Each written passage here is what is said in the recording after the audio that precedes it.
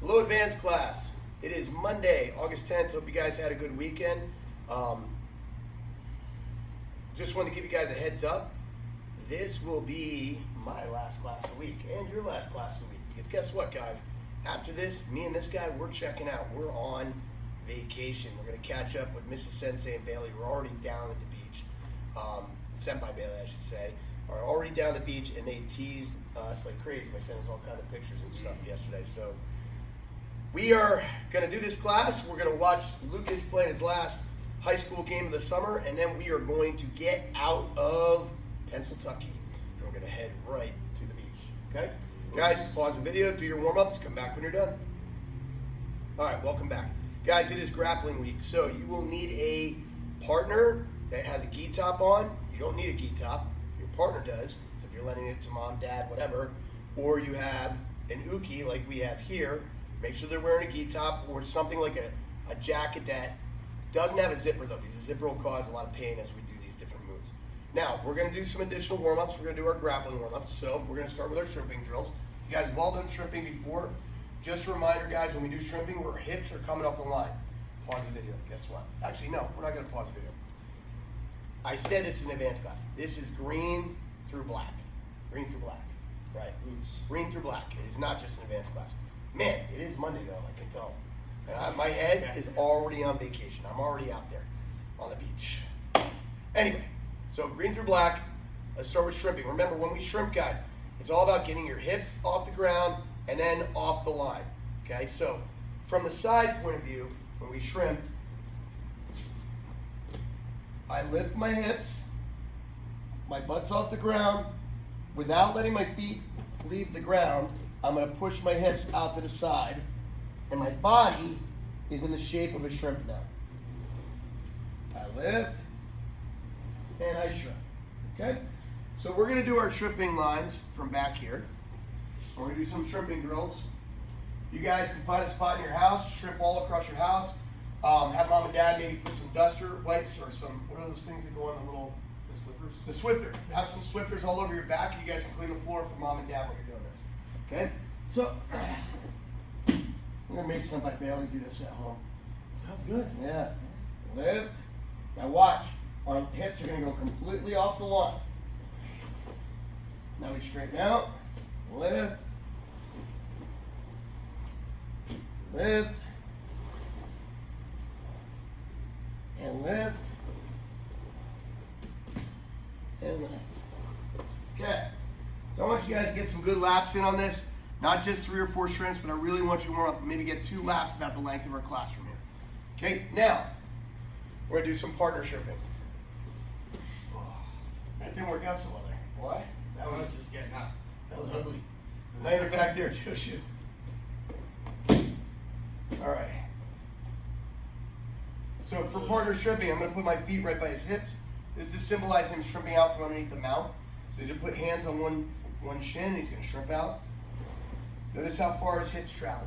He straightens down, I follow it.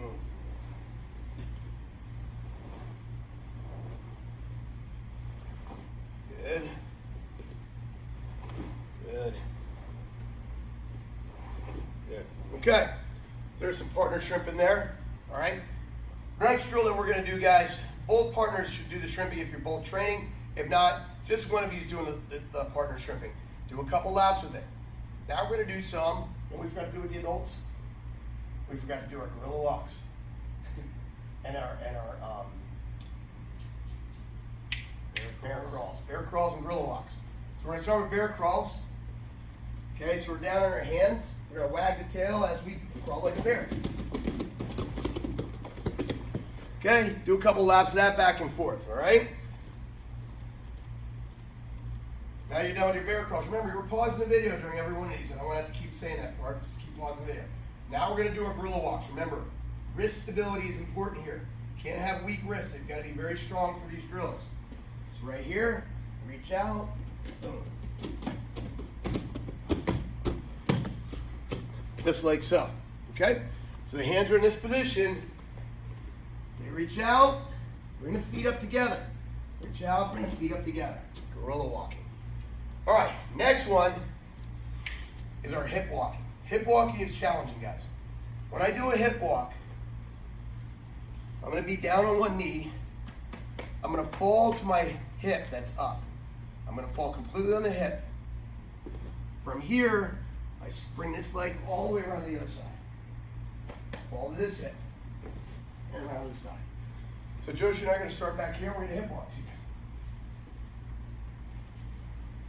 Okay, so we're gonna fall to this side.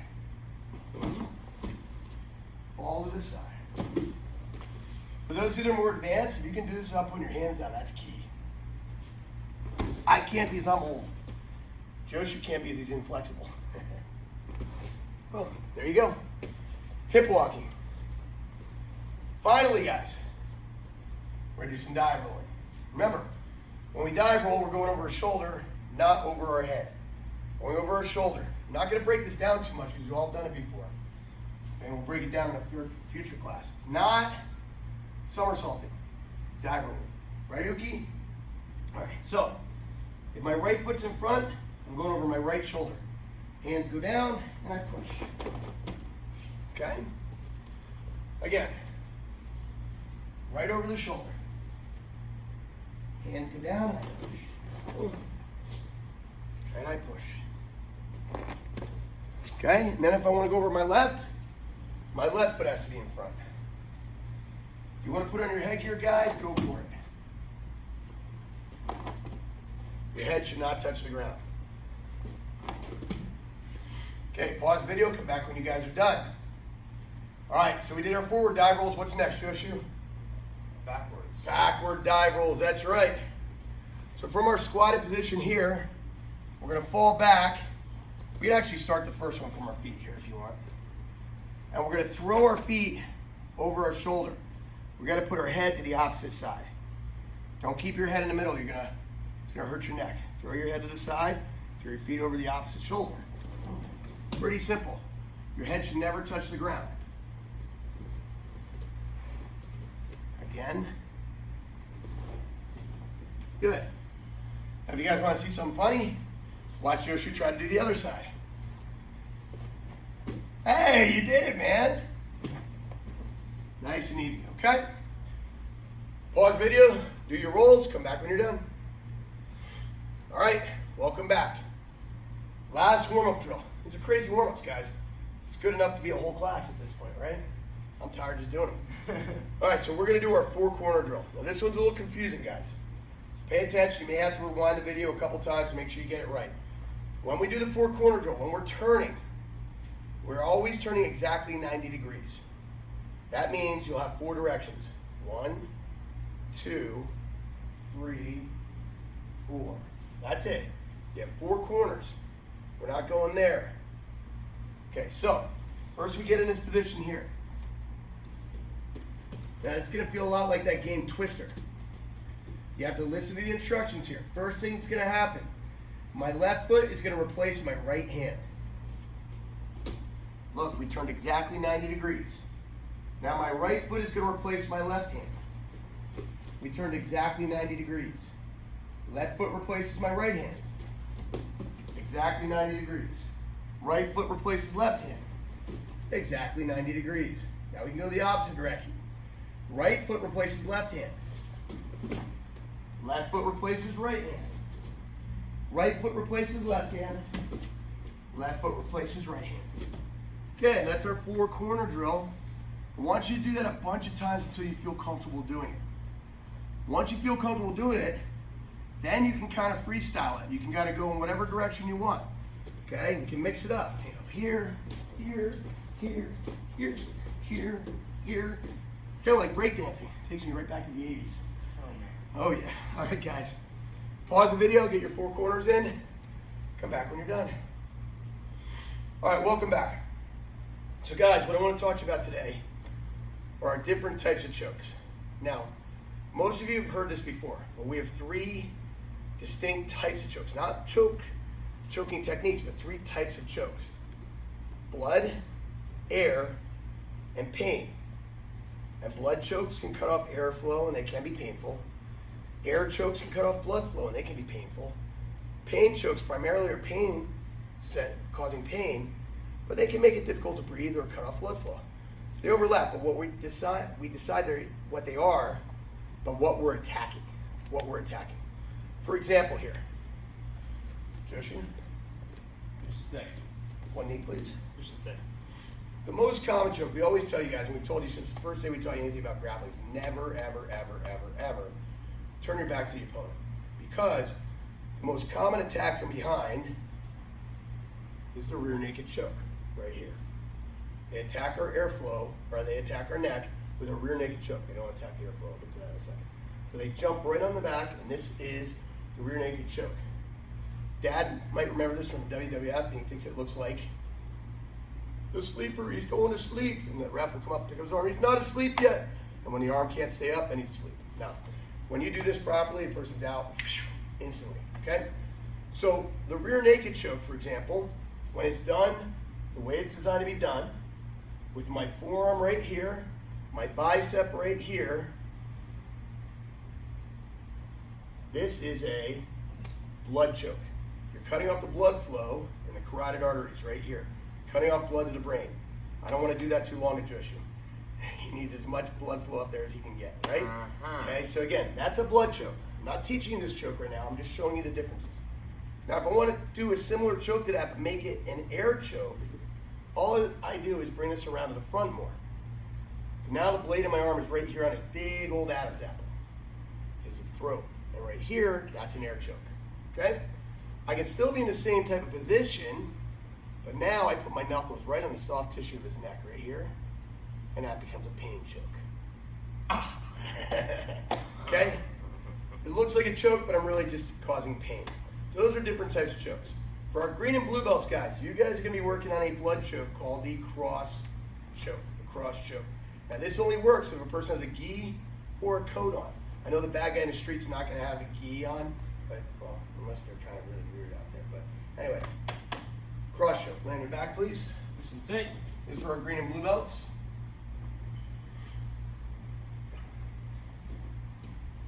All right. So from here, guys, what we're going to be doing is I want a little play in his gi. I'm going to slide my fingers in, keep my thumb out. I'm grabbing a gi. Fingers in, thumb out, grab the gi. From here, I rotate, and I'm going to lean forward. Okay, so what I'm doing here, guys, is when I rotate, I grab. Fingers are in the gi, thumbs out, grab. I rotate it so my thumbs are away. This allows me to put the blades of my arms right on his carotid arteries. Rotate, then I'm going to lean forward. Now notice I'm not pulling on his gi. I don't need to pull on his gi because gravity does all the work. So my fingers go in, my thumb's on the outside of the gi, grab, I turn it, and all I do is I lean. Notice that little hole right here, that's where his neck would be, disappears as I lean onto it. So I'm cutting the blood flow off there. That's a cross choke. Fingers in, thumb out, rotate and lean. Boom, and that's it. Remember, for your partners, tap early and tap often. We don't want to see how much you can take. You tap as soon as you feel it, okay? This choke can be done from both the mount and the guard. I like it actually even more from the guard because I get my hands deeper inside the gi. So fingers in, thumb out,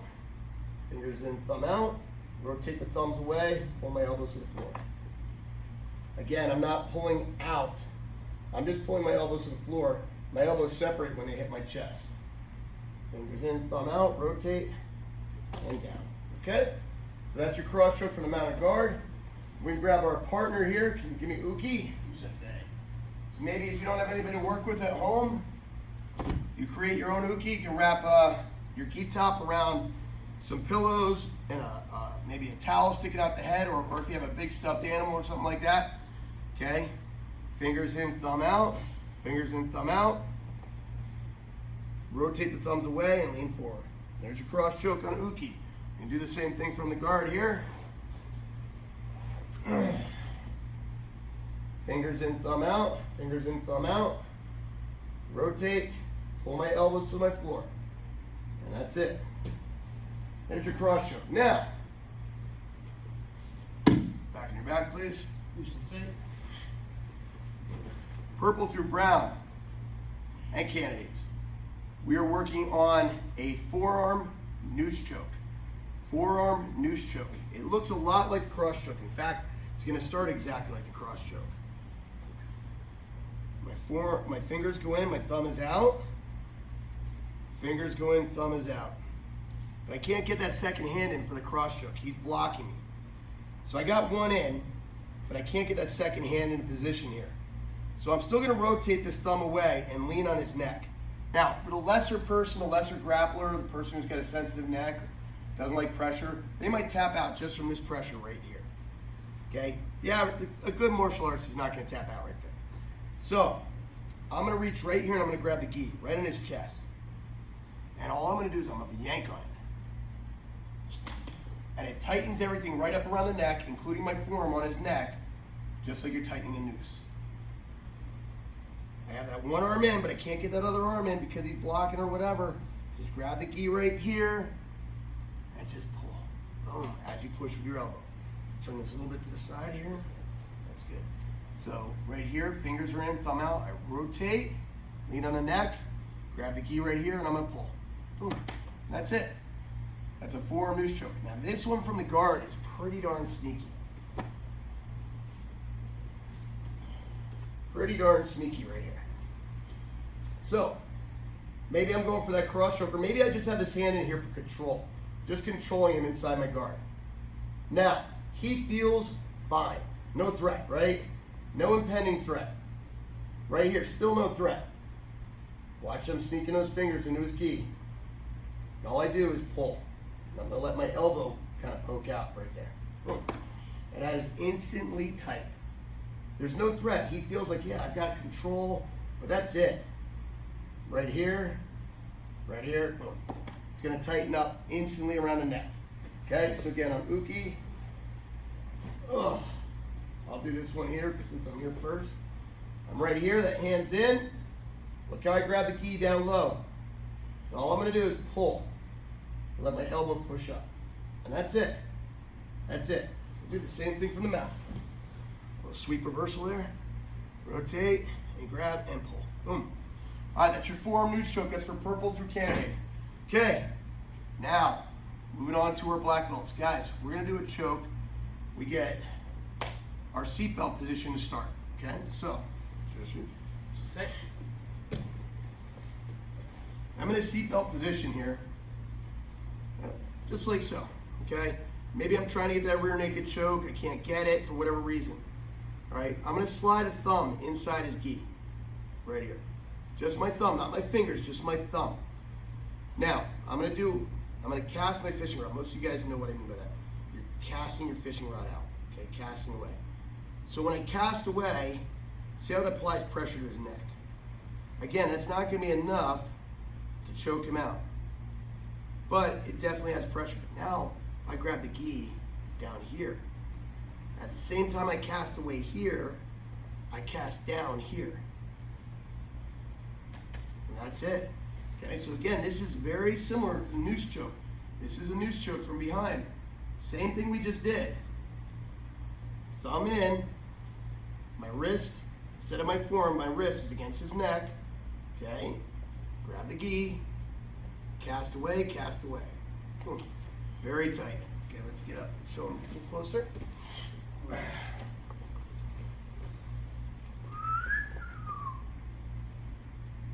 Fingers in, fingers are out, thumbs in. Okay, I'm casting it. Look when I cast that wrist, what happens to his shoulders and his neck. Here's the pressure I'm putting on him.